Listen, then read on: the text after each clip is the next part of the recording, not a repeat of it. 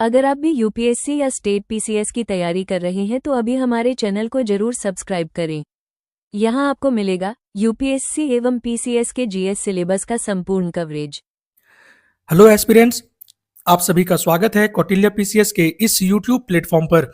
हम बात करेंगे पर्यावरण एवं पारिस्थितिकी जो कि जनवरी 2025 से संबंधित है। जैसा कि आपको पता होगा, हम प्रीलिम्स 2026 यूपीएससी के लिए अपने आप को तैयार करने का काम कर रहे हैं और इसलिए हम यहाँ पर जनवरी 2025 से लेके आगामी मार्च 2026 तक का जो मैगजीन होगा उसका कंप्लीट क्रक्स यहाँ पर आपको उपलब्ध करवाया जाएगा प्रत्येक सब्जेक्ट का। अगर आप करेंट अफेयर्स, जो कि बहुत महत्वपूर्ण टॉपिक होता है यूपीएससी में, अगर आप करेंट अफेयर्स को मैगजीन के थ्रू नहीं पढ़ पा रहे हैं या रिवीजन में आपको दिक्कत हो रहा है तो यहाँ आपके लिए एक क्रक्स मैराथन के रूप में उपलब्ध रहेगा। आप उसे देख के उसे कंप्लीट कर सकते हैं। ये यूपीएससी के लिए तो बहुत महत्वपूर्ण होने वाला ही है, लेकिन अगर आप किसी भी स्टेट पीसीएस की तैयारी कर रहे हैं तो भी ये आपको करेंट अफेयर्स का संपूर्ण कवरेज यहाँ आपको बिल्कुल हमारे वीडियो के माध्यम से, हमारे सेशन के माध्यम से आपको उपलब्ध हो जाएगा। अगर आप स्टेट पीसीएस की भी तैयारी कर रहे हैं तो ये आपके लिए बहुत उपयोगी होने वाला है। आगे बढ़ने से पहले अगर आपने हमारे चैनल को सब्सक्राइब नहीं किया है तो इसे प्लीज सब्सक्राइब कर लें और अपने दोस्तों के साथ भी इसे जरूर शेयर करें। चलिए हम देखते हैं अपने पहले टॉपिक को। पहला टॉपिक है हमारे सामने वार्षिक भूजल गुणवत्ता रिपोर्ट 2024। तो सबसे पहले जानना जरूरी है कि इसे जारी किसने किया है। जल शक्ति मंत्रालय ने। भूजल से संबंधित है तो जल शक्ति मंत्रालय ने इसे तैयार किया है। नीति आयोग वगैरह को देख के कंफ्यूज होने का काम नहीं है। याद रखेंगे, भूजल से रिलेटेड है तो जल शक्ति मंत्रालय ने इसे जारी किया है। और इसे तैयार करने में महत्वपूर्ण भूमिका किसने निभाई है। केंद्रीय भूजल बोर्ड। देखिए 3-4 ऐसी संस्थाएं हैं, जैसे केंद्रीय भूजल बोर्ड है, सीपीसीबी है, तो हो सकता है कि आपको नाम देके कंफ्यूज कराने का प्रयास किया जाए। तो ध्यान रखेंगे, केंद्रीय भूजल बोर्ड जो है उसने इस वार्षिक भूजल गुणवत्ता रिपोर्ट को तैयार करने में महत्वपूर्ण भूमिका निभाई है। इस रिपोर्ट में कुछ महत्वपूर्ण बातों का जिक्र किया गया है। जो क्या है, दुनिया में भूजल का सबसे ज्यादा उपयोग भारत में किया जाता है। भूजल ग्राउंड वाटर को कहते हैं और उसका सबसे ज्यादा उपयोग भारत में किया जाता है। यहाँ कुछ आंकड़े हैं, उसे भी याद रखेंगे। लगभग 87% जो ग्राउंड वाटर है उसका उपयोग भारत में कृषि कार्यों के लिए किया जाता है, जबकि 11% यानी 11% जो ग्राउंड वाटर है उसका उपयोग घरेलू कार्यों में किया जाता है। तो ग्राउंड वाटर का सबसे ज्यादा उपयोग किस क्षेत्र में किया जा रहा है। कृषि क्षेत्र में किया जा रहा है। ध्यान रखेंगे, जो जिस हिसाब से ग्राउंड वाटर का निष्कासन किया जाता है भारत में, उसके आधार पर भारत के राज्य और केंद्र शासित प्रदेशों को 4 श्रेणियों में विभाजित किया जाता है। कितने श्रेणी में। 4 श्रेणी में बांटा जाता है। याद रखेंगे, 4 श्रेणी में। पहला श्रेणी है सुरक्षित श्रेणी, जहां पर 70% से कम ग्राउंड वाटर का निष्कासन किया जाता है। 70% से कम ग्राउंड वाटर को निकाला जाए तो वो सुरक्षित श्रेणी होता है और इसमें अधिकांश राज्य या यूनियन टेरिटरी शामिल हैं। याद रखेंगे इसे।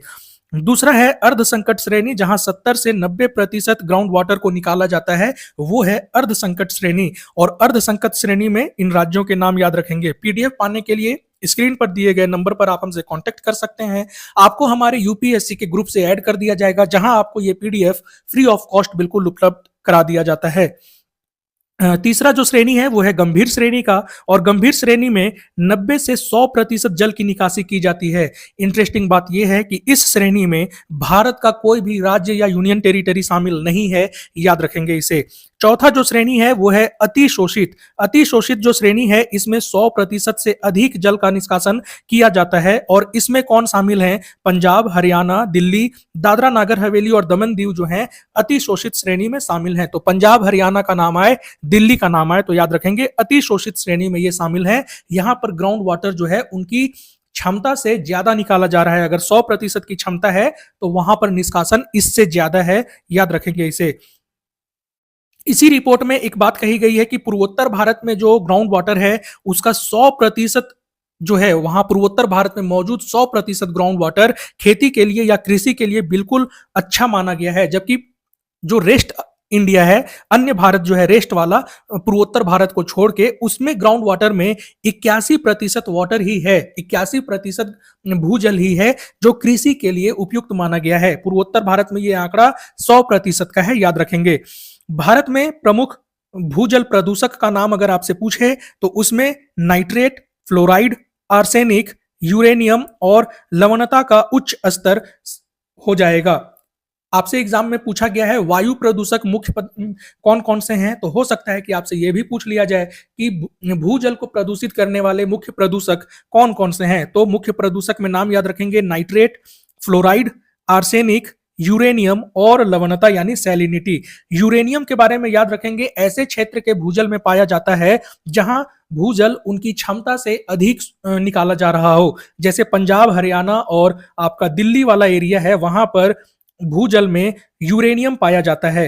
बिहार में अधिकांश क्षेत्रों में भूजल में आर्सेनिक की मात्रा पाई गई है, इसे याद रखेंगे। और नाइट्रेट की अधिकता कहां पर होती है, तो जिस क्षेत्र में कृषि के लिए फर्टिलाइजर का उपयोग ज्यादा किया जाता है वहां के ग्राउंड वाटर में नाइट्रेट का मात्रा जो है वो ज्यादा मिलता है, इसे याद रखेंगे। देखिए, भारत में भूजल प्रबंधन में कुछ संस्थाएं हैं जो कि भारत में ग्राउंड वाटर को मैनेजमेंट करने का काम करती है या भूजल को प्रबंधित करने का काम करती है। वो कौन कौन सी संस्थाएं हैं, तो पहला है केंद्रीय भूजल बोर्ड। केंद्रीय भूजल बोर्ड जिसने भूजल गुणवत्ता रिपोर्ट को जारी करने में महत्वपूर्ण भूमिका निभाई है, और इसका मुख्यालय कहां पर है, फरीदाबाद, हरियाणा में इसका मुख्यालय है, याद रखेंगे। दूसरी संस्था है केंद्रीय जल आयोग, और केंद्रीय जल आयोग का काम क्या होता है, राज्यों के साथ बाढ़ नियंत्रण, सिंचाई, पेयजल, जल विद्युत परियोजना हेतु समन्वय स्थापित करने का काम करता है ये राज्यों के साथ, केंद्रीय जल आयोग, याद रखेंगे। और तीसरी संस्था है केंद्रीय प्रदूषण नियंत्रण बोर्ड। आपसे अगर आप बीपीएससी की तैयारी कर रहे हैं तो आपसे पूछा जा सकता है, इन तीन संस्थाओं का नाम दे देगा और पूछेगा कि जो बिहार में बाढ़ आता है उसके लिए बिहार के साथ केंद्र की कौन सी संस्था है जो समन्वय स्थापित करने का काम करती है, तो वो हो जाएगा केंद्रीय जल आयोग। ठीक है, ये बाढ़ हो, सिंचाई हो, पेयजल हो, जल विद्युत परियोजना हो, इन सभी मामलों में राज्यों के साथ समन्वय स्थापित करने का काम कौन करता है, केंद्रीय जल आयोग। केंद्रीय प्रदूषण नियंत्रण बोर्ड के बारे में हम देखते हैं। केंद्रीय प्रदूषण नियंत्रण बोर्ड, इसकी स्थापना वर्ष 1974 में की गई थी। जल प्रदूषण की रोकथाम और नियंत्रण अधिनियम 1974 के द्वारा इसकी स्थापना की गई थी। ये काम क्या करता है, जल की गुणवत्ता में सुधार करना और उसे बनाए रखने का कार्य ये देखता है या उसकी निगरानी करता है। केंद्र सरकार को निम्नलिखित मामलों में ये सलाह दे सकती है केंद्रीय प्रदूषण नियंत्रण बोर्ड: प्रदूषण की रोकथाम, प्रदूषण पर नियंत्रण, जल गुणवत्ता में सुधार और वायु गुणवत्ता में सुधार। इन मामलों में केंद्र सरकार को परामर्श देने का काम करती है। देखिए, वायु गुणवत्ता में सुधार, प्रदूषण पर नियंत्रण, रोकथाम, तो आप समझ जाएंगे कि इसमें केंद्रीय प्रदूषण नियंत्रण बोर्ड है। लेकिन अगर आपसे जल गुणवत्ता में सुधार की बात बोले, जल गुणवत्ता में सुधार की बात बोले, हो सकता है कि आप केंद्रीय भूजल आयोग आपके मन में आएगा, केंद्रीय जो है आपका जल आयोग है ये आ जाएगा। तो नहीं, इस पर भी सिफारिश देने का काम या सलाह देने का काम सीपीसीबी का ही है, याद रखेंगे। केंद्रीय प्रदूषण नियंत्रण बोर्ड का ही है इन मामलों में सलाह देना। चलिए आगे बढ़ते हैं। मिशन काकतीय, एक नोट है यहाँ पर, मिशन काकतीय जो कि तेलंगाना से संबंधित है और इसका उद्देश्य क्या है, जल संरक्षण को बढ़ावा देना। तो मिशन काकतीय तेलंगाना आपको याद रहेगा, लेकिन आप यही याद रखेंगे कि जल संरक्षण को बढ़ावा देने के उद्देश्य से संबंधित है मिशन काकतीय। आगे बढ़ते हैं, दूसरे टॉपिक को देखते हैं। दूसरे टॉपिक को देखने से पहले मैं आपको बता दूं कि अगर आप इस करंट अफेयर्स का जो सेशन जनवरी 2025 से हम आपको करवाएंगे पूरा, अगले मार्च 2026 तक या अप्रैल 2026 तक का जो करंट अफेयर्स कवर करवाएंगे, उसका पीडीएफ अगर आप पाना चाहते हैं तो स्क्रीन पर जो नंबर आपको दिख रहा है, आप व्हाट्सएप पे हमसे कांटेक्ट कर सकते हैं। आपको हमारे यूपीएससी के ग्रुप में ऐड कर दिया जाएगा, जहां पर ये सारा पीडीएफ आपको फ्री ऑफ कॉस्ट उपलब्ध करवा दिया जाता है। नेक्स्ट जो हमारे पास पॉइंट है वो है भारतीय मौसम विज्ञान विभाग से संबंधित, जिसे हम आईएमडी भी कहते हैं, इंडियन मेट्रोलॉजिकल डिपार्टमेंट भी इसे कहा जाता है, और इसकी स्थापना के 150 वर्ष पूरे हो गए हैं। अगर आप प्रीवियस ईयर क्वेश्चन को देखते होंगे तो आपको पता होगा कि जब भी ऐसा किसी संस्था का टाइम पीरियड, एक विशेष टाइम पीरियड कंप्लीट होता है, 5 साल, 10 साल, 50 साल, 100 साल, 150 साल, तो वहां से क्वेश्चन बनाए जाने की संभावना बहुत ज्यादा रहती है। इसलिए ये टॉपिक भी इंपॉर्टेंट है। तो आईएमडी की स्थापना जो है, भारतीय मौसम विभाग, इसकी स्थापना वर्ष 1875 में की गई थी। और इसका मुख्यालय कहां पर है, तो वर्तमान में इसका मुख्यालय दिल्ली में है, लेकिन प्रारंभ में इसका मुख्यालय जो है वो कोलकाता में रखा गया था। और आईएमडी के पहले निदेशक कौन थे, सर जॉन इलियट। याद रखेंगे, आईएमडी के पहले निदेशक कौन थे, महानिदेशक वो थे सर जॉन इलियट। और ये आईएमडी किस मंत्रालय के तहत आता है, तो पृथ्वी विज्ञान मंत्रालय के तहत आता है आईएमडी, भारतीय मौसम विभाग। नेक्स्ट जो है इससे संबंधित कुछ फैक्ट्स है जो देख लेते हैं हम। वैश्विक डेटा विनिमय के लिए मैसेज स्विचिंग कंप्यूटर प्रणाली को लागू करने वाला भारत का ये पहला संगठन है आईएमडी। सार्क देशों सहित हिंद महासागर क्षेत्र के 13 देशों को चक्रवात संबंधी पूर्वानुमान और चेतावनी सेवाएं प्रदान करता है। चक्रवात से संबंधित, चक्रवात हो गया, भूकंप हो गया, ज्वालामुखी हो गया, इन सब से संबंधित हम एक अलग सेशन लेके आएंगे ज्योग्राफी से संबंधित, जहां आपको ये सारा चीज डिटेल में बताया जाएगा। फिलहाल हम लोग यहाँ करंट अफेयर्स को कवर कर रहे हैं, तो इसमें हम लोग ज्यादा डिटेल में नहीं जाएंगे। आईएमडी जो है, भारतीय मौसम विज्ञान विभाग जो है, ये आपका 7 दिन, 15 दिन, 1 माह और पूरे मौसम के लिए पूर्वानुमान जारी करने में सक्षम है। देखिए याद रखेंगे, 7 दिन, 15 दिन, 1 माह और एक पूरा मौसम जिसकी अवधि क्या होती है, मौसम की अवधि 3 या 4 महीने की होती है, तो इतने समय तक ही वो पूर्वानुमान कर सकता है। पूरे मौसम के जगह पे अगर चेंज कर दिया कि 1 वर्ष तक का मौसम पूर्वानुमान करता है, तो वहां पे गलत हो जाएगा। 1 वर्ष का नहीं करता है, एक पूरा मौसम का सिर्फ करता है ना।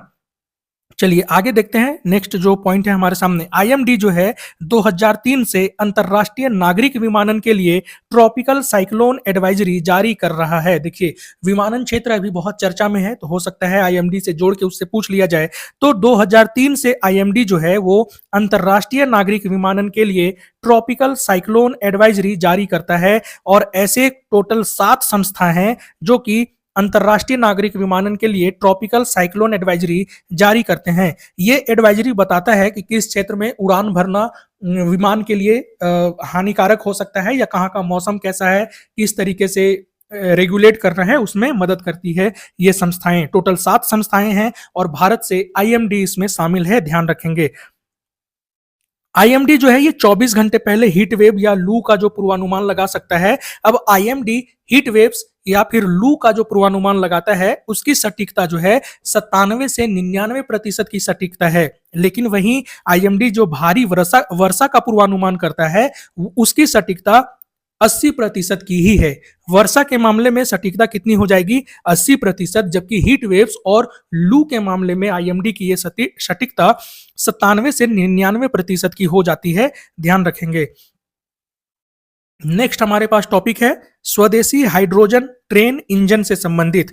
ये खबरों में क्यों है, भारतीय रेल मंत्री ने 1200 हॉर्स पावर वाले दुनिया के सबसे शक्तिशाली हाइड्रोजन ट्रेन इंजन के विकास की घोषणा की है। 1200 हॉर्स पावर वाला हाइड्रोजन ट्रेन इंजन बनाया जाएगा, इसकी घोषणा भारतीय रेल मंत्री ने की है। कमेंट बॉक्स में आप हमें जरूर बताएंगे कि वर्तमान में भारत के रेल मंत्री कौन हैं। दुनिया के केवल 4 ऐसे देश हैं जिनके पास हाइड्रोजन ट्रेन इंजन है, लेकिन किसी के भी पास अभी तक 1200 हॉर्स पावर का इंजन नहीं है। और हाइड्रोजन ट्रेन इंजन रखने वाले देश कौन कौन से हैं, जर्मनी, फ्रांस, स्वीडन और चीन। ध्यान रखेंगे इसमें रूस और यूएसए दोनों ही नहीं है, क्योंकि मैक्सिमम टेक्नोलॉजी वाले में रूस और यूएसए का नाम आता है, तो वहां पर कंफ्यूजन क्रिएट हो सकता है। तो ध्यान रखेंगे जर्मनी, फ्रांस, स्वीडन और चीन, इनके पास ही केवल हाइड्रोजन ट्रेन इंजन है। और अब भारत इसमें शामिल होकर 5वां देश बन गया है जिसके पास हाइड्रोजन ट्रेन इंजन है। इन चारों देशों के पास जो हाइड्रोजन ट्रेन इंजन है उसकी क्षमता 500 से 600 हॉर्स पावर है। और भारतीय रेल मंत्री ने घोषणा क्या किया है, 1200 हॉर्स पावर वाले ट्रेन इंजन के विकास का। आगे बढ़ते हैं। सभी हाइड्रोजन चालित रेल इंजन को क्या कहा जाता है, हाइड्रेल कहा जाता है। याद रखेंगे हाइड्रोजन ईंधन से जो रेल इंजन चलती है उसे कहते हैं हाइड्रेल, ठीक है, याद रखेंगे। अब पढ़ते हैं हम लोग भारत की स्वदेशी हाइड्रोजन ट्रेन के बारे में। तो भारत की स्वदेशी हाइड्रोजन ट्रेन का विकास किसके द्वारा किया जा रहा है, अनुसंधान, डिजाइन और मानक संगठन लखनऊ के द्वारा इसका विकास किया जा रहा है। याद रखेंगे भारतीय हाइड्रोजन ट्रेन का विकास किया जा रहा है अनुसंधान, डिजाइन और मानक संगठन, जो कि कहां पर है, लखनऊ में है। और इस ट्रेन के लिए कोच का निर्माण कौन कर रहा है, तो हाइड्रोजन ट्रेन के लिए जो कोच है उसका निर्माण कर रहा है चेन्नई में स्थित जो कोच फैक्ट्री है, इंटीग्रल कोच फैक्ट्री चेन्नई, इसके लिए कोच का निर्माण कर रही है। और इस ट्रेन का परीक्षण किस मार्ग पे किया जाना प्रस्तावित था, तो वो था आपका जिंद सोनीपत मार्ग हरियाणा में। और ये इसका परीक्षण किया जा चुका है, ठीक है। तो याद रखेंगे किस मार्ग पे परीक्षण किया गया, जिंद सोनीपत मार्ग हरियाणा में इसका परीक्षण किया गया। हाइड्रोजन फॉर हेरिटेज परियोजना आपसे पूछ सकता है कि ये किस मंत्रालय से संबंधित है। अब हेरिटेज देख के आर्कियोलॉजिकल सर्वे ऑफ इंडिया वगैरह का आंसर मत दे दीजिएगा। हाइड्रोजन फॉर हेरिटेज परियोजना जो है ये आपका रेल मंत्रालय से संबंधित है, ध्यान रखेंगे। अब यहां पर कुछ बेसिक फैक्ट्स हैं हाइड्रोजन के प्रकार एवं स्रोत। तो ग्रीन हाइड्रोजन जो कि नवीकरणीय स्रोत से प्राप्त होता है, पिंक हाइड्रोजन परमाणु ऊर्जा से प्राप्त होता है, येलो हाइड्रोजन यहां पर मैं शायद शामिल करना भूल गया, ब्लू हाइड्रोजन प्राकृतिक गैस या कोयले से प्राप्त होता है, टॉर्क्वाइज प्राकृतिक गैस, ग्रे हाइड्रोजन प्राकृतिक गैस, ब्राउन हाइड्रोजन ये कोयले से प्राप्त होता है, लिग्नाइट कोयले का एक रूप है, और है फिर ब्लैक हाइड्रोजन तो ये भी कोयले से प्राप्त होता है। तो ब्लैक और ब्राउन हाइड्रोजन ये कोयले से प्राप्त होगा। ग्रीन हाइड्रोजन जो है ये आपका प्राप्त होगा ग्रीन यानी कि नवीकरणीय स्रोत से। पिंक हाइड्रोजन जो है ये आपका परमाणु ऊर्जा से प्राप्त होगा। बाकी सभी प्राकृतिक गैस से प्राप्त होते हैं, इसे आप याद रखेंगे। ग्रीन, पिंक और येलो हाइड्रोजन का उत्पादन जो है वो आपका इलेक्ट्रोलिसिस प्रक्रिया के द्वारा किया जाता है। ग्रीन, पिंक, येलो इसका निर्माण किया जाएगा इलेक्ट्रोलिसिस प्रक्रिया के द्वारा। ब्लू, ब्राउन, ब्लैक इसका निर्माण कोल गैसिफिकेशन के द्वारा, कोयला के गैसीकरण के द्वारा इसका निर्माण किया जाता है। और जो टॉर्क्वाइज हाइड्रोजन है इसका निर्माण पायरोलिसिस के द्वारा किया जाता है। इस प्रक्रिया को आप जरूर याद रखेंगे। तो ग्रीन, पिंक, येलो इसका हो जाएगा इलेक्ट्रोलिसिस, और ब्लू, ब्राउन, ब्लैक इसका हो जाएगा कोल गैसिफिकेशन।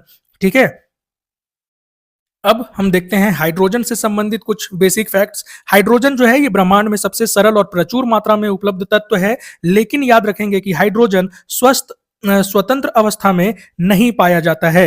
हाइड्रोजन में केवल एक प्रोटॉन और एक इलेक्ट्रॉन होता है। ठीक है, हाइड्रोजन में कुल 2 परमाणु होते हैं, एक प्रोटॉन और एक इलेक्ट्रॉन। अब हाइड्रोजन जब क्लोरीन, सल्फर जैसी अधातुओं के साथ जुड़ता है तो क्या बनाता है? अम्ल, है ना। अधातु के साथ मिलेगा तो अम्ल बनाएगा, ऐसा याद रखिए हाइड्रोजन के बारे में। अब हाइड्रोजन के 3 समस्थानिक हैं, और वो 3 समस्थानिक कौन कौन से हैं? प्रोटियम, ड्यूटेरियम और ट्रिटियम।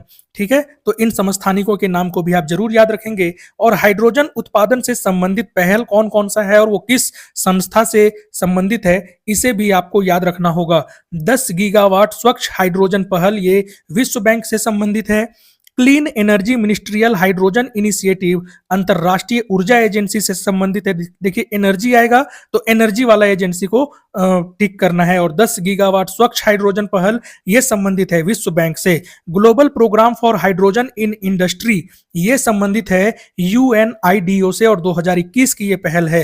देखिए प्रीलिम्स के हिसाब से बताया जा रहा है, इसीलिए हम यहाँ पर उतनी ही बातों को डिस्कस करेंगे जो प्रीलिम्स के नजरिए से इंपॉर्टेंट हो। चौथा है राष्ट्रीय हरित हाइड्रोजन मिशन, तो ये भारत से संबंधित है। और इसका लक्ष्य क्या रखा गया है? तो वर्ष 2030 तक 5 मिलियन मीट्रिक टन प्रति वर्ष ग्रीन हाइड्रोजन उत्पादन का लक्ष्य रखा गया है। टाइम पीरियड 2030 और 5 मिलियन मीट्रिक टन प्रति वर्ष, याद रखेंगे। भारत में ग्रीन हाइड्रोजन मानक को कब लागू किया गया या अधिसूचित किया गया? तो 2023 में। मानक का मतलब क्या है कि ऐसे कौन से मानदंड हैं जिसको पूरा करने पर किसी हाइड्रोजन को ग्रीन हाइड्रोजन माना जाएगा, तो इसे 2023 में अधिसूचित किया गया है। नेक्स्ट हमारे पास टॉपिक है फ्लू गैस डीसल्फराइजेशन के बारे में। फ्लू गैस डीसल्फराइजेशन क्या है? तो बॉयलर, भट्टी और अन्य स्रोतों से जो फ्लू गैस उत्पन्न होती है उसमें से सल्फर डाइऑक्साइड को हटाने का कार्य किया जाता है जिस प्रणाली के तहत, उसे ही फ्लू गैस डीसल्फराइजेशन कहते हैं। भारत में जो ताप विद्युत संयंत्र हैं उसको 3 श्रेणियों में बांटा गया है। फ्लू गैस डीसल्फराइजेशन के बारे में ज्यादा जानने की आवश्यकता नहीं है प्रीलिम्स के नजरिए से। उसमें यही बस आपको जानना रहता है कि सल्फर डाइऑक्साइड को अलग किया जाता है जो गैस उत्सर्जित होता है विभिन्न स्रोतों से, उसमें से। ठीक है, ताप विद्युत संयंत्रों को 3 श्रेणियों में बांटते हैं। अब वो 3 श्रेणी कौन कौन सी हैं? श्रेणी ए, श्रेणी बी, श्रेणी सी। श्रेणी ए में कौन कौन से ताप विद्युत संयंत्र आते हैं? जो कि एनसीआर के 10 किलोमीटर के दायरे से भीतर हैं। एनसीआर राष्ट्रीय राजधानी क्षेत्र को एनसीआर कहते हैं, और उसके 10 किलोमीटर के दायरे के भीतर आने वाले थर्मल पावर प्लांट को श्रेणी ए में रखा जाता है। या फिर इसका दूसरा क्राइटेरिया क्या है कि थर्मल पावर प्लांट ऐसे क्षेत्र में स्थापित हो जहां की आबादी 10 लाख या उससे अधिक हो, तो वो थर्मल पावर प्लांट श्रेणी ए के तहत आते हैं।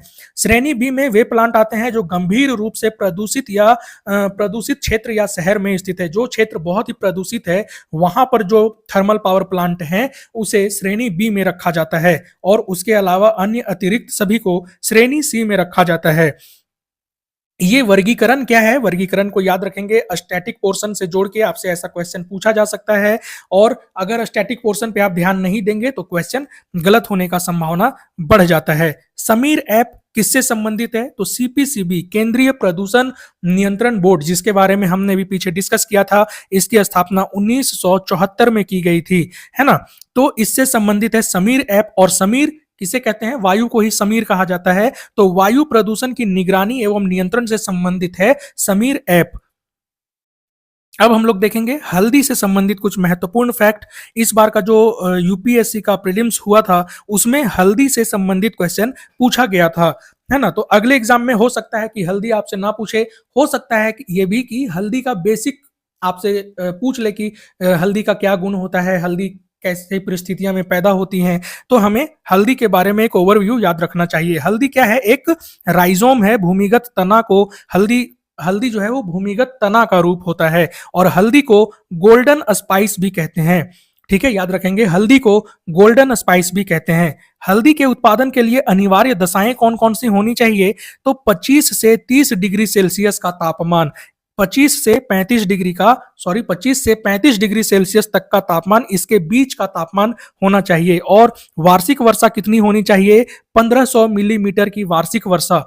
इससे अधिक में फसल के खराब होने की संभावना बढ़ जाती है और इससे अगर कम होता है या फिर बहुत ज्यादा कम होता है तो ऐसा माना जाता है कि हल्दी जो है वो बिल्कुल अच्छे तरीके से ग्रो नहीं करेगा। मिट्टी कौन सी चाहिए हल्दी के उत्पादन के लिए? बलुई या चिकनी दोमट मिट्टी। बलुई या चिकनी दोमट मिट्टी हल्दी के उत्पादन के लिए चाहिए। भारत हल्दी के वैश्विक उत्पादन का 70% का योगदान करता है और वैश्विक हल्दी व्यापार में भारत की हिस्सेदारी जो है वो 62% है। हल्दी का उत्पादन अगर पूछे वैश्विक स्तर पे हल्दी का उत्पादन भारत कितना करता है तो लगभग 70% का उत्पादन भारत के द्वारा किया जाता है। और निर्यात में भारत का क्या योगदान है? तो 62% हल्दी जो है वो भारत निर्यात करता है। अब भारत में कुछ जीआई टैग प्राप्त हल्दी हैं, इनका नाम आपको याद रखना होगा और ये किस राज्य से संबंधित हैं ये भी आपको नाम याद रखना होगा। पहला है सांगली हल्दी, सांगली हल्दी महाराष्ट्र से संबंधित है। दूसरा है वैगांव हल्दी, वैगांव हल्दी भी जो है ये आपका महाराष्ट्र से संबंधित है। दूसरा है इरोड हल्दी, इरोड हल्दी जो कि तमिलनाडु से संबंधित है। और चौथा है लाकाडोंग हल्दी, लाकाडोंग हल्दी जो है ये आपका मेघालय से संबंधित है। इन सभी फैक्ट्स को कंटिन्यू आप रिवाइज करेंगे, आपको याद हो जाएगा। वीडियो को आप 2-3 बार जैसे रिवाइज कर करके देखेंगे तो आपको ये बहुत ही आसानी से याद हो जाएगा।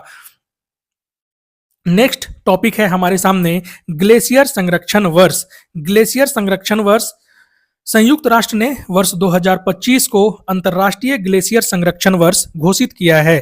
ठीक है, जो हमने इतिहास से संबंधित जो पॉलिटिकल साइंस एमसीक्यू से संबंधित जो आपको सेशन दिया गया उसमें वर्ष 2025 के बारे में बताया गया था कि इसे अंतरराष्ट्रीय सहकारिता वर्ष भी घोषित किया गया है। और अब हम यहां देख रहे हैं कि ग्लेशियर वर्ष भी इसे घोषित किया गया है। अंतरराष्ट्रीय ग्लेशियर संरक्षण वर्ष वर्ष 2025 को यूनाइटेड नेशन ने घोषित किया है। और साथ ही साथ ये घोषणा किया गया है कि प्रत्येक वर्ष 21 मार्च को विश्व ग्लेशियर दिवस मनाया जाएगा। आपके लिए एक अभ्यास प्रश्न है, कमेंट बॉक्स में बताएंगे कि 21 जून को हम किस तिथि के रूप में जानते हैं। 21 मार्च को मनाया जाएगा विश्व ग्लेशियर दिवस। दुनिया में अभी वर्तमान में लगभग कितने ग्लेशियर हैं? 2,75,000 और ये विश्व के 70% ताजे जल का आपूर्ति करते हैं। तो विश्व का जो 70% ताजा जल है, जो पीने योग्य जल है, उसमें 70% की आपूर्ति जो है ये ग्लेशियर के द्वारा ही किया जाता है। अब है विश्व के महत्वपूर्ण ग्लेशियर। हम देखते हैं कौन कौन से महत्वपूर्ण ग्लेशियर हैं और वो किस देश में स्थित हैं। तो पहला है Pico Humboldt glacier. Pico Humboldt glacier जो है ये वेनेजुएला में स्थित है और 2024 में ये पूरी तरीके से समाप्त हो चुका है, इसलिए ये खबरों में है। तो याद रखेंगे पिको हम्बोल्ट ग्लेशियर वेनेजुएला में था जो कि 2024 में पूरी तरीके से समाप्त हो चुका है। दूसरा है सरेन ग्लेशियर, सरेन ग्लेशियर जो कि फ्रांस में है और ये 2023 में समाप्त हो चुका है। ठीक है, ये दोनों ग्लेशियर जो हैं ये आपके समाप्त हो चुके हैं। तीसरा है दागू ग्लेशियर। दागू ग्लेशियर जो है ये चीन में है और ऐसा अनुमान है कि वर्ष 2030 तक ये भी पूरी तरीके से समाप्त हो जाएगा। और याला ग्लेशियर का नाम आप जानते ही होंगे, ये नेपाल में स्थित है और ये भी समाप्त हो चुका है। इस बार के बीपीएससी प्रीलिम्स में ये क्वेश्चन पूछा गया था, तो इसलिए आप ग्लेशियर का नाम भी याद रखेंगे, क्योंकि यहां देखिए याला ग्लेशियर का नाम लिखा भी हुआ है। ये बीपीएससी में पूछा गया था और स्टेट पीसीएस में ऐसे क्वेश्चन पूछे जाने की संभावना बहुत ज्यादा होती है। आगे बढ़ते हैं। आगे हमारे पास टॉपिक है ग्रीन जीडीपी। ग्रीन जीडीपी खबरों में क्यों है? क्योंकि छत्तीसगढ़ जो है भारत का पहला राज्य बना है जिसने ग्रीन जीडीपी को अपनाने की बात कही है। छत्तीसगढ़ के लगभग 44% भूमि पर वन उपस्थित है। ग्रीन जीडीपी में क्या होता है कि किसी राज्य का जीडीपी कितना है और उस जीडीपी को बनाने में प्राकृतिक ह्रास कितना हुआ है, इसे माइनस कर दिया जाता है। तो प्राकृतिक ह्रास को माइनस करके जो जीडीपी बचता है उसे ग्रीन जीडीपी कहते हैं। ग्रीन जीडीपी की जो अवधारणा है वो 1980 के दशक में विकसित हुई थी। अब ग्रीन जीडीपी के लेखांकन के लिए दो महत्वपूर्ण पहलू हैं, दो महत्वपूर्ण प्रणाली हैं। उसमें से एक है पर्यावरण आर्थिक लेखांकन प्रणाली, जिसे SEEA के नाम से भी जानते हैं, और ये संयुक्त राष्ट्र का फ्रेमवर्क है। ग्रीन जीडीपी लेखांकन के लिए संयुक्त राष्ट्र का फ्रेमवर्क कौन सा है? पर्यावरण आर्थिक लेखांकन प्रणाली, SEEA। और दूसरा है wealth accounting and the valuation of ecosystem services, जिसे वेब्स के नाम से भी जानते हैं, और ये विश्व बैंक की पहल है। तो देखिए वेब्स आपसे दे देगा और पूछेगा कि ये किससे है। अब आपने ऑरेंज इकोनॉमी पढ़ा होगा, जो कि मुंबई में क्रिएटिव इकोनॉमी के लिए मुंबई में वेब्स का आयोजन किया गया था, तो उससे कंफ्यूज हो सकते हैं। तो याद रखना है कि वेब्स तो एक वो था ही, लेकिन ये ग्रीन जीडीपी के लेखांकन की भी एक विधि है, इसे भी आप याद रखेंगे। पहली बार वैश्विक ताजे जल के जीव जंतुओं का आकलन किया गया है किसके द्वारा? IUCN के द्वारा। IUCN क्या है? अंतरराष्ट्रीय प्रकृति संरक्षण संघ। इसके द्वारा ताजे जल में रहने वाले जीव जंतुओं का आकलन पहली बार किया गया है। और जब ऐसी चीजें पहली बार होती हैं तो उसकी संभावना बहुत ज्यादा बन जाती है कि वहां से क्वेश्चन पूछा जाए। दुनिया के 24% मीठे पानी की प्रजातियां जो हैं वो विलुप्ति के खतरे का सामना कर रही हैं। ताजे जल में रहने वाले ऐसे जीव जंतुओं की प्रजातियों का लगभग 24% जो है ये विलुप्त होने के कगार पर है। इस रिपोर्ट में इस बात को उजागर किया गया है। और प्रमुख हॉटस्पॉट के रूप में ताजे जल की प्रजातियों के प्रमुख हॉटस्पॉट के रूप में किसे चिन्हित किया गया है? तो एक है विक्टोरिया झील, जो कि केनिया, तंजानिया और युगांडा इन तीनों देशों में फैला हुआ है। दूसरा है टीटीकाका झील। टीटीकाका झील बोलीविया और पेरू में फैला हुआ है। श्रीलंका का आर्द्र क्षेत्र को भी माना गया है ताजे जल में रहने वाले जीव जंतुओं के लिए हॉटस्पॉट के रूप में, और एक भारत का पश्चिमी घाट भी इसमें शामिल है। तो ध्यान रखेंगे, आपसे पूछा जा सकता है कि IUCN के द्वारा ताजे जल में रहने वाली प्रजातियों के लिए हॉटस्पॉट के रूप में किसे चिन्हित किया गया है? तो उसमें शामिल हो जाएगा विक्टोरिया झील, टीटीकाका झील, श्रीलंका का आर्द्र क्षेत्र, और चौथा भारत का पश्चिमी घाट। याद रखेंगे इन सभी बातों को। इसमें कुछ और बताया गया है कि ऐसे प्रमुख संकटग्रस्त प्रजातियां कौन हैं जो 24% विलुप्ति के खतरे का सामना कर रही हैं। उनमें प्रमुख ताजे जल की प्रजातियां कौन कौन सी हैं? तो वह हो जाएगा केकड़ा, क्रेफिश और झींगा, है ना। तो व्यावसायिक उत्पादन के लिए भी इनका शिकार किया जाता है, जिसके कारण सबसे ज्यादा खतरा यही लोग झेल रहे हैं, केकड़ा, क्रेफिश और झींगा।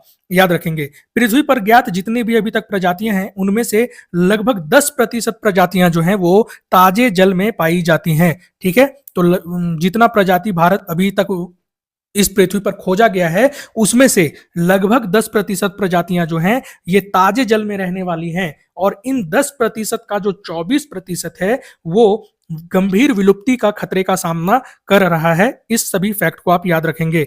IUCN के बारे में, अंतरराष्ट्रीय प्रकृति संरक्षण संघ जो है इसकी स्थापना वर्ष 1948 में की गई थी, और इसका मुख्यालय कहां पर है? ग्लैंड, स्विट्जरलैंड में इसका मुख्यालय है। याद रखेंगे। नेक्स्ट हमारे सामने एक टॉपिक है जो कि ये कंपाला घोषणा पर इन्वायरमेंट और इकोलॉजी का जो सेशन यहाँ पर आपको दिया जा रहा है, अगर आप अपने स्टैटिक पोर्शन को कंप्लीट करने के साथ साथ हमारे इस वीडियो को देखेंगे तो करंट के लिए आपको कहीं और जाने की आवश्यकता नहीं होगी। इस बात का मैं आपको भरोसा दिलाता हूं, क्योंकि यहाँ पर हम 4 मैगजीन को कवर कर रहे हैं। 4 मैगजीन के अलावा जिसमें द हिंदू, पीआईबी सब है, इससे बाहर आपसे कुछ नहीं पूछा जाएगा। ठीक है, तो आप करें अपने स्टैटिक पोर्शन को मजबूत करें और स्टैटिक पोर्शन के साथ साथ करंट को यहां से पढ़ते चलें। कंपाला घोषणा पत्र, इसे किसने अपनाया है? अफ्रीकी संघ ने अपनाया है। और ये किस अवधि के लिए काम करेगा, कौन से टाइम पीरियड के लिए काम करेगा? तो 2026 से लेकर 2035 तक 10 साल के लिए ये कंपाला घोषणा पत्र काम करेगा। कंपाला घोषणा पत्र का उद्देश्य क्या है?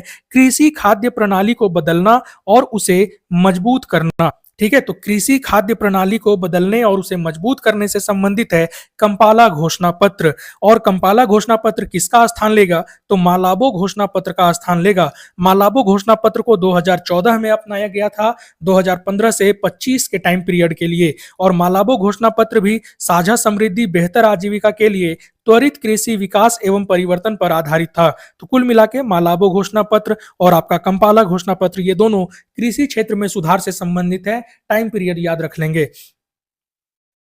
नेक्स्ट जो हमारे सामने टॉपिक है वो है एम सैंड, मैन्युफैक्चर्ड सैंड के बारे में। ये चर्चा में क्यों था? राजस्थान ने एम सैंड पॉलिसी को अपनाया है। आपसे पूछा जा सकता है कि हाल ही में किस राज्य ने M sand policy, manufactured sand policy को अपनाया है? तो वो है राजस्थान।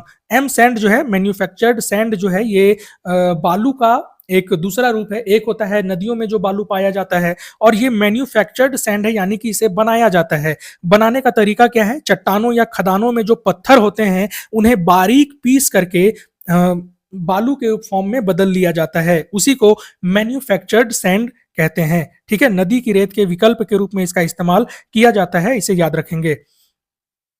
नेक्स्ट जो है हमारे सामने compressed air energy storage system. Compressed air energy storage system ये क्या है? ऊर्जा भंडारण की एक तकनीक है। एयर एनर्जी स्टोरेज सिस्टम से याद आपको पता चल रहा होगा कि एनर्जी को स्टोर करने का काम इस प्रणाली में किया जाता है। तो ये एक ऊर्जा भंडारण की तकनीक है, और लेकिन इसका इस्तेमाल कहाँ किया जाता है ये महत्वपूर्ण है। एयर एनर्जी स्टोरेज सिस्टम जो है, compressed air energy storage system, इसका उपयोग बंद स्थानों में ऊर्जा भंडारण के लिए किया जाता है। अब बंद स्थान कौन कौन से हो सकते हैं? जैसे कि भूमिगत खदान, जो कि अंडरग्राउंड माइनिंग होता है, वहां पर एनर्जी स्टोर करने के लिए compressed air energy storage system का उपयोग किया जा सकता है।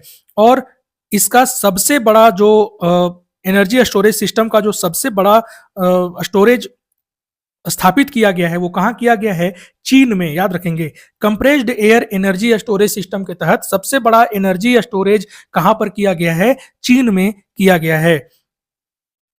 इस तकनीक के तहत विद्युत ऊर्जा को स्थितिज ऊर्जा के रूप में भंडारित किया जाता है। देखिए, बहुत इंपॉर्टेंट फैक्ट है। Compressed air energy storage system के तहत विद्युत ऊर्जा को स्थितिज ऊर्जा के रूप में भंडारित किया जाता है। कैसे स्थानों पर? बंद स्थानों पर, जैसे कि भूमिगत खदान हो गया।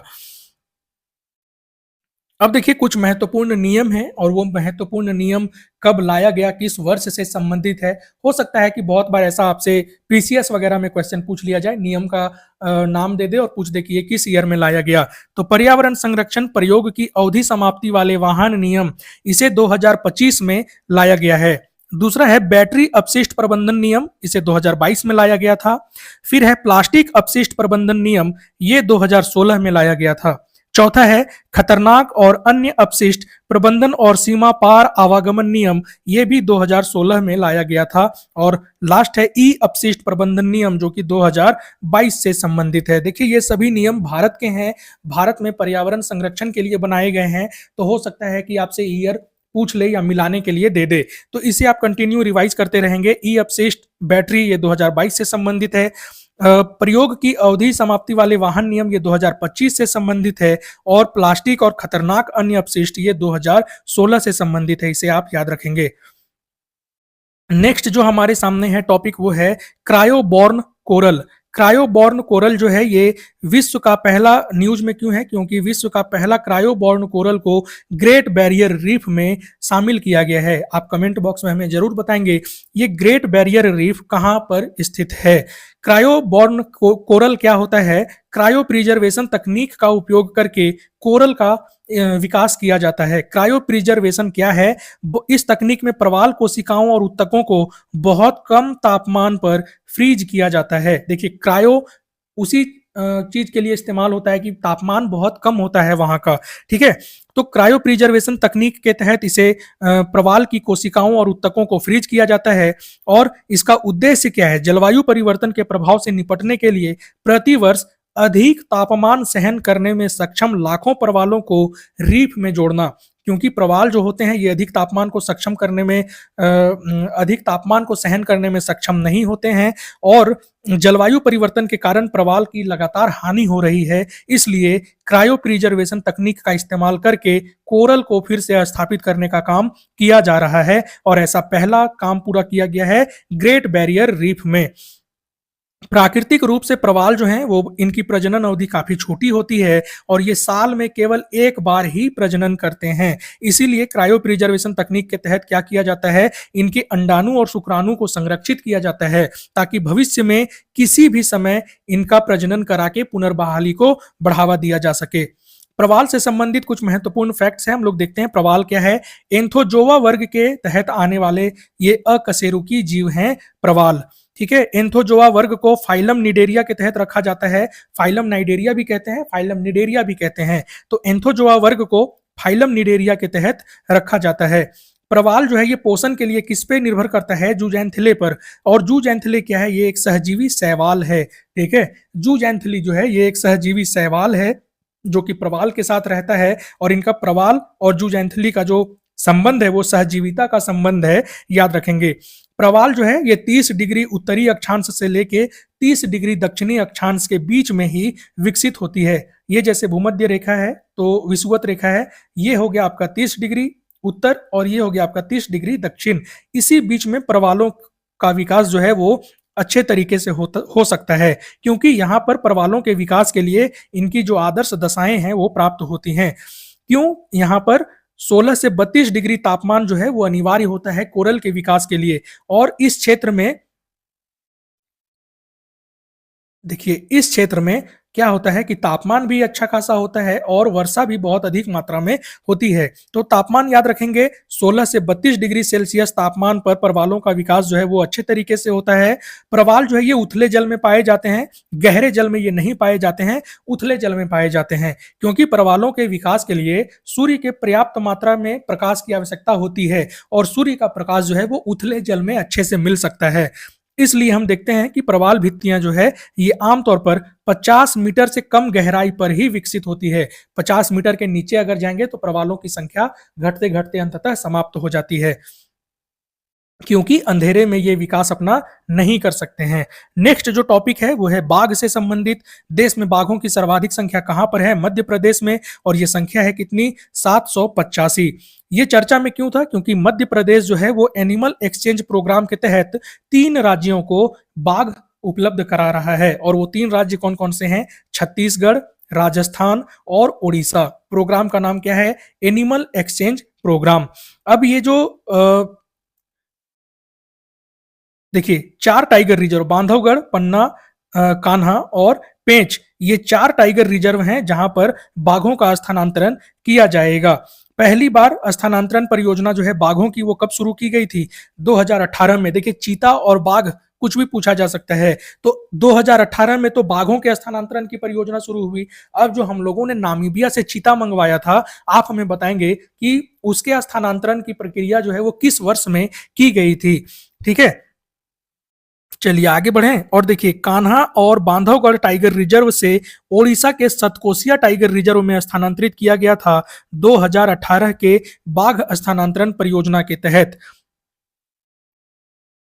कुछ महत्वपूर्ण टाइगर रिजर्व हैं, हम उन टाइगर रिजर्व को देख लेते हैं किस स्टेट में स्थित हैं। नागा अर्जुन सागर श्रीशैलम टाइगर रिजर्व जो कि आंध्र प्रदेश में है और ये भारत का सबसे बड़ा टाइगर रिजर्व है। दूसरा है मानस टाइगर रिजर्व जो कि असम में है और ये दूसरा सबसे बड़ा टाइगर रिजर्व है। तीसरा है गुरु घासीदास तिमोर पिंगला टाइगर रिजर्व, ये छत्तीसगढ़ में है। ये तीनों आकार की दृष्टि से घटते क्रम में लिखे गए हैं। सबसे बड़ा है नागा अर्जुन सागर श्रीशैलम, दूसरा है मानस और तीसरा है गुरु घासीदास। अन्य कुछ टाइगर रिजर्व्स के नाम यहाँ पर लिखे गए हैं, जिसमें से एक है संजय दुबरी टाइगर रिजर्व जो कि मध्य प्रदेश में स्थित है और दूसरा है पलामू टाइगर रिजर्व जो कि झारखंड में स्थित है। छत्तीसगढ़ में फिलहाल 3 टाइगर रिजर्व स्थित हैं। कौन कौन से? Udanti Sitanadi tiger reserve, Achanakmar tiger reserve और Indravati tiger reserve. Tiger reserve का नाम देके आपसे स्टेट का नाम पूछा जा सकता है, इसलिए यहाँ जो चर्चा में रहे हैं स्टेट और उनके संबंधित टाइगर रिजर्व, उसके बारे में यहाँ आपको बता दिया गया है। ऐसे क्वेश्चन पीसीएस में बहुत ही आसानी से आपसे पूछा जा सकता है। आगे बढ़ते हैं और नेक्स्ट हम लोग देखेंगे होलोंगपार गिब्बन वन्यजीव अभयारण्य के बारे में। तो होलोंगपार गिब्बन वन्यजीव अभयारण्य कहां पर है? असम में स्थित है, असम के जोरहाट जिले में। और ये भारत की एकमात्र गिब्बन प्रजाति हुलॉक गिब्बन यहां पर पाई जाती है, इसीलिए इसे होलोंगपार गिब्बन वन्यजीव अभयारण्य भी कहते हैं। ठीक है। और पूर्वोत्तर भारत का एकमात्र रात्रिचर प्राइमेट बंगाल स्लो लोरिस भी यहाँ पर पाया जाता है। तो देखिए यहाँ पर 2 फैक्ट है। सबसे पहला, पूर्वोत्तर भारत का एकमात्र रात्रिचर यानी कि नॉक्टर्नल प्राइमेट कौन सा है? वो है बंगाल स्लो लोरिस, है ना। और भारत की एकमात्र गिब्बन प्रजाति कौन सी है?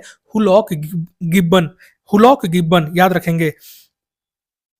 नेक्स्ट है हमारे सामने शिकारी देवी वन्यजीव अभयारण्य, और ये शिकारी देवी वन्यजीव अभयारण्य कहां पर है? हिमाचल प्रदेश के मंडी जिले में स्थित है। और ये शिकारी देवी वन्यजीव अभयारण्य जो है ये जूनी खूद नदी के किनारे स्थित है, यानी कि जूनी खूद नदी जो है वो इस अभयारण्य से होकर बहती है। और जूनी खूद नदी किस नदी की सहायक नदी है? तो ब्यास नदी की सहायक नदी है, इस बात का आप ध्यान रखेंगे। बर्ड लाइफ इंटरनेशनल द्वारा इस क्षेत्र को, शिकारी देवी वन्यजीव अभयारण्य को, एक महत्वपूर्ण पक्षी क्षेत्र के रूप में मान्यता दी गई है, इसलिए ये खबरों में था। तो ज्यादा नहीं, आप इसे याद रखेंगे कि शिकारी देवी वन्यजीव अभयारण्य किस राज्य में स्थित है, तो उसका आंसर हो जाएगा हिमाचल प्रदेश। नेक्स्ट है गरुड़ाक्षी। गरुड़ाक्षी एक ऑनलाइन एफआईआर प्रणाली है। वन्य जीव अपराध से संबंधित एफआईआर यहां पर दर्ज किया जाता है। और इसे शुरू किसने किया है? गरुड़ाक्षी प्रणाली को कर्नाटक ने इसे शुरू किया है और भारतीय वन्यजीव ट्रस्ट के सहयोग से इसे विकसित किया गया है। नेक्स्ट टॉपिक जो कि बहुत अभी चर्चा में रहा है, भारत की तट रेखा की पुनर्गणना की गई है और इसके कारण से भारत की तट रेखा जो पहले 7,516 किलोमीटर होती थी वो अब बढ़कर कितना हो गया है? 11,098 किलोमीटर। ठीक है। तो अब भारत की तट रेखा सीमा कितनी है? 11,098 किलोमीटर है। तट रेखा की लंबाई में कुल कितना विकास हुआ है, कुल कितना वृद्धि हुआ है? 48% का वृद्धि हुआ है। और ये वृद्धि क्यों हुआ है? तो तट रेखा को मापने का जो एक प्रोसेस था उस प्रोसेस में चेंज किया गया है। ठीक है, प्रोसेस में चेंज किया गया है, इसलिए ये वृद्धि देखने को मिल रहा है। सबसे ज्यादा तट रेखा की वृद्धि हुई है आपका पश्चिम बंगाल में 350% की वृद्धि, और सबसे कम वृद्धि जो है वो केरल में हुई है, मात्र 5% का। अगर आपसे पूछे सर्वाधिक तटरेखा वाले राज्य कौन कौन से हैं, तो वो हैं गुजरात, तमिलनाडु और आंध्र प्रदेश। ये 3 ऐसे राज्य हैं जहां पर तट रेखा सर्वाधिक है। पहले नंबर पे है गुजरात, दूसरे में है तमिलनाडु और तीसरे में है आंध्र प्रदेश। आंध्र प्रदेश पहले दूसरे स्थान पर होता था, लेकिन नई गणना के अनुसार अब ये तीसरे स्थान पर आ गया है। जो नई गणना हुई है तट रेखा में, इसमें पुडुचेरी की तट रेखा में 5 किलोमीटर की कमी हो गई है। टू बी एग्जैक्ट 4.9 किलोमीटर की कमी देखी गई है पुडुचेरी की तटरेखा में। ठीक है, तो एकमात्र केंद्र शासित प्रदेश या भारत में एकमात्र ऐसा स्थल जहां का तटरेखा कम हो गया है। ठीक है, चलिए हाइड्रोक्लाइमेटिक विप्लेस, ये क्या है? हाइड्रोक्लाइमेटिक विप्लेस एक टर्म है, आपसे टर्मिनोलॉजी पे भी क्वेश्चन पूछा जा सकता है। तो ये एक मौसम संबंधी दुर्लभ अस्थिरता। ठीक है, अचानक बहुत ज्यादा आर्द्र मौसम है और बहुत ज्यादा आर्द्रता के बाद अचानक से सूखा पड़ जाए, तो उस स्थिति में ये नाम दिया जाता है हाइड्रोक्लाइमेटिक विप्लेस। ठीक है, ये अमेरिका में ऐसी स्थिति हुई है, इस कारण से ये चर्चा में था। अब इसका प्रभाव क्या होता है हाइड्रोक्लाइमेटिक विप्लैश का? अचानक से बहुत ज्यादा बाढ़ आता है, सूखा होने से वनाग्नि होने लगता है। जैसे बहुत ज्यादा वर्षा होगा तो उससे भूस्खलन होगा, वर्षा के बाद अचानक गर्मी बढ़ेगा तो बीमारी का प्रसार होने लगता है ना। हानिकारक शैवाल प्रस्फुटन, है ना, हार्मफुल एल्गी जो बोलते हैं वो प्रस्फुटन हो रहा है। फिर आपका पादप की उत्पादन क्षमता जो है ये कम हो जाती है इस अस्थिरता के कारण। मवेशी जानवर जो हैं वो मरने लगते हैं और आपका खाद्य संकट तो उत्पन्न हो ही जाता है। तो इस प्रकार का जो आपको क्लाइमेटिक चेंज से संबंधित जो आपको दिखे कोई दुर्लभ अस्थिरता का स्थिति, तो उसमें ये सभी प्रभाव होते हैं। ये सभी अगर प्रभाव के बारे में पूछे तो वो कॉमन सेंस से भी आप सॉल्व कर सकते हैं एग्जाम हॉल में, बस आपको थोड़ा सा अवेयर रहना होगा। नेक्स्ट हमारे सामने टॉपिक है मूसी नदी से संबंधित। और मूसी नदी कहां पर बहती है? तेलंगाना राज्य में। तेलंगाना में एक अनंतगिरी पहाड़ी श्रृंखला है, वहां से निकलती है ये मूसी नदी। और मूसी किसकी सहायक नदी है? कृष्णा की सहायक नदी है मूसी, याद रखेंगे। अनंतगिरी पहाड़ी के बारे में पूछा जा सकता है कि किस राज्य में स्थित है, तो तेलंगाना में स्थित है। ईसी और मूसा नामक दो शाखाएं मिलकर मूसी नदी का निर्माण करती हैं। बहुत इंपॉर्टेंट तो नहीं है, आप ये जलाशय का नाम याद रख लेंगे। उस्मान सागर और हिमायत सागर ये किस नदी पर स्थित है? तो ये मूसी नदी पर स्थित है, तेलंगाना में स्थित है, इसे आप याद रखेंगे। Next mount ईबू। माउंट ईबू क्या है? एक सक्रिय ज्वालामुखी है। कहां पर? इंडोनेशिया में। और अगर द्वीप का नाम पूछे तो हेलमेहरा द्वीप। हेलमेहरा द्वीप कहां पर है? इंडोनेशिया में। और यहीं पर माउंट ईबू नामक एक सक्रिय ज्वालामुखी पाई गई है। अब जो इंडोनेशिया है ये आपका प्रशांत, यूरेशियन और ऑस्ट्रेलियाई प्लेटों के अभिसारी सीमा पर स्थित है। अभिसारी सीमा और अपसारी सीमा क्या होता है आपने ज्योग्राफी में जरूर पढ़ा होगा, यहां बहुत डिटेल में जाने की आवश्यकता नहीं है। इंडोनेशिया के अन्य सक्रिय ज्वालामुखी कौन कौन से हैं? माउंट सिनाबुंग और माउंट मेरापी। डिक्लिप्टेरा पॉलीफोर्मा एक नया प्रजाति है, किस चीज का? पुष्प का प्रजाति है, ठीक है, फूल का एक नया प्रजाति है डिक्लिप्टेरा पॉलीमोर्फा। और पॉलीमोर्फा जो है ये पश्चिमी घाट में खोजी गई है। कैसा पुष्प है? अग्निरोधी है। अगर वनाग्नि कहीं पे होता है तो ये ऐसा पुष्प है जो कि सरवाइव कर जाता है, आग उसे हानि नहीं पहुंचा पाती है ना। ध्यान रखेंगे, घास के मैदानों में ये पनपता है और ये अग्निरोधी पुष्प है, याद रखेंगे। वीडियो काफी हमारा लंबा हो गया, देखते हैं और कितना बाकी, थोड़ा सा ही है बस ये। शायद ये हमारा लास्ट टॉपिक है। आइए देखते हैं यूएनएफसी कॉप 29। यूएनएफसी कॉप 29 इसका आयोजन कहां पर किया गया है? बाकू अजरबैजान में। बाकू अजरबैजान में कॉप 29 का आयोजन हुआ है। और कॉप 30 का आयोजन जो है ये कहां पर किया जाएगा? ये ब्राजील में किया जाएगा। कॉप किसकी? यूएनएफसीसीसी की बात हो रही है, ध्यान रखेंगे। ये सीबीडी जो है, कॉन्फ्रेंस ऑन बायोडाइवर्सिटी, ये 16 का आयोजन अभी किया गया है। और ये कहां पर किया गया है ये भी हम अभी आपको आगे बताएंगे। तो यूएनएफसीसीसी का जो कॉप 29 है इसका आयोजन बाकू अजरबैजान में किया गया है। और इसकी अध्यक्षता किसने की है? मुख्तार बहादुर ओगलू बाबायेव। ये अजरबैजान के पर्यावरण मंत्री हैं, ठीक है। नवंबर 2024 में इसका आयोजन किया गया था। और कॉप 29 का थीम क्या है? सभी के लिए रहने योग्य ग्रह में निवेश करना। सभी के लिए रहने योग्य ग्रह में निवेश करना, यह यूएनएफसीसीसी कॉप 29 का थीम है। इसमें दो तीन चीजें हैं, दो तीन बातें हैं जो महत्वपूर्ण हैं। इस सम्मेलन में विकसित देशों ने जलवायु वित्त के लिए वर्ष 2035 से विकासशील देशों को प्रति वर्ष $300 बिलियन प्रदान करने की सहमति जताई है। लेकिन महत्वपूर्ण यह है कि भारत और भारत के नेतृत्व में अन्य विकासशील देशों ने इस समझौते को अस्वीकार कर दिया है, ठीक है, याद रखेंगे इसे। कॉप 29 जो हुआ बाकू अजरबैजान में, इसमें संयुक्त अरब अमीरात ने वैश्विक ऊर्जा दक्षता गठबंधन को लॉन्च किया है। आपसे यह भी पूछा जा सकता है कि कॉप 29 में वैश्विक ऊर्जा दक्षता गठबंधन किसने लॉन्च किया? तो ये लॉन्च किया गया है संयुक्त अरब अमीरात के द्वारा। और इसी सम्मेलन में बाकू हार्मोनिया जलवायु पहल को शुरू किया गया है। और ये किसकी सहायता से शुरू किया गया है? तो खाद्य एवं कृषि संगठन, जिसे यूएनएफएओ के नाम से भी जानते हैं, इसकी सहायता से बाकू हार्मोनिया जलवायु पहल की शुरुआत की गई है। तो अंदाजा आप लगा सकते हैं कि ये खाद्य सुरक्षा से संबंधित पहल है। COP30 का आयोजन जैसा कि मैं बता चुका हूं ब्राजील में किया जाएगा। COP29 के अन्य प्रमुख पहल कौन कौन से हैं? तो COP29 के, इसे बस याद रख लीजिए, रटने की आवश्यकता नहीं है। इसमें किन किन प्रमुख पहलों को स्थान दिया गया? तो COP29 युद्ध विराम अपील, COP29 हरित ऊर्जा क्षेत्र एवं गलियारा प्रतिज्ञा, हरित डिजिटल कार्रवाई पर COP29 घोषणा, जैविक अपशिष्ट से मीथेन को कम करने पर COP29 घोषणा, लचीले एवं स्वस्थ शहरों के लिए COP29 बहुक्षेत्रीय कार्रवाई मार्ग घोषणा, और पर्यटन में वृद्धि संबंधी COP29 घोषणा, और है जलवायु कार्रवाई के लिए जल पर COP29 घोषणा। इन सभी प्रमुख पहलों को रिवाइज करेंगे, याद हो जाएगा। बहुत ज्यादा रटेंगे नहीं, नोट्स में बहुत ज्यादा इसे ऐड नहीं करेंगे, क्योंकि आपको पीडीएफ हमारे चैनल पे फ्री ऑफ कॉस्ट में मिल जाता है। तो आप स्क्रीन पर दिए गए नंबर पर कांटेक्ट करेंगे, आपको ये सारा पीडीएफ उपलब्ध करवा दिया जाएगा। साथ ही साथ आप हमारे चैनल को जरूर सब्सक्राइब करेंगे, क्योंकि यहाँ पर ये वीडियो आपको रेगुलर बेसिस पे मिलता रहेगा और आप आसानी से अपने करेंट अफेयर्स को कंप्लीट कर पाएंगे।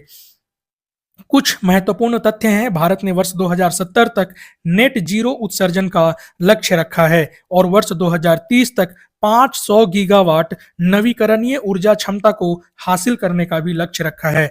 500 गीगावाट नवीकरणीय ऊर्जा क्षमता याद रखेंगे वर्ष 2030 तक। भारत जो है ये विश्व में आपका कार्बन उत्सर्जन के मामले में चौथे स्थान पर है।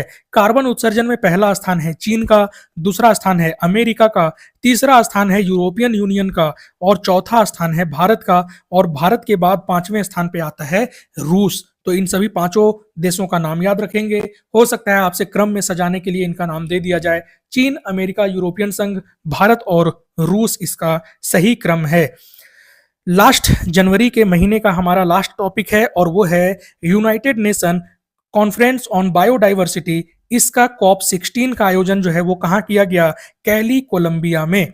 ठीक है, जैव विविधता से संबंधित जो सम्मेलन है उसका आयोजन किया गया कैली, कोलंबिया में। और UNFCCC COP29 का आयोजन कहाँ किया गया था? बाकू, अजरबैजान में, याद रखेंगे। जो कॉन्फ्रेंस ऑन बायोडाइवर्सिटी होता है उसका सचिवालय कहां पर स्थित है? मॉन्ट्रियल, कनाडा में स्थित है। ये लास्ट नहीं था, इसके बाद शायद, हाँ ये लास्ट है हमारा। और ये बहुत ही महत्वपूर्ण कानून है, नेचर रीस्टोरेशन लॉ, जिसे प्रकृति पुनर्स्थापन कानून कहते हैं। ये है हमारे जनवरी के सेशन का लास्ट न्यूज, इन्वायरमेंट और इकोलॉजी से संबंधित हमारे सेशन का। ठीक है, तो इस लॉ को कौन लाया है? यूरोपियन यूनियन ने इसे लाया है और इसका उद्देश्य क्या है?